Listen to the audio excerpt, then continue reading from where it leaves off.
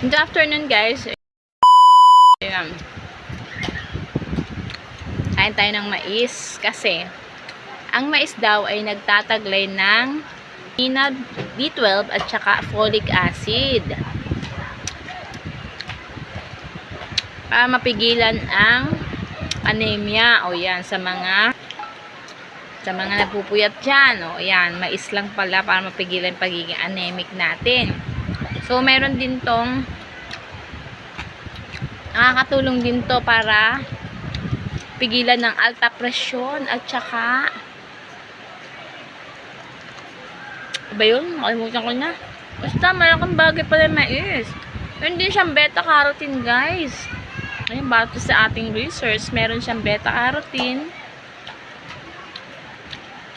para sa pagpapalinaw ng ating paningin. O, diba, ang daming benefits. Kaya kung ako sa inyo, kumain na kayo ng todo. Hindi.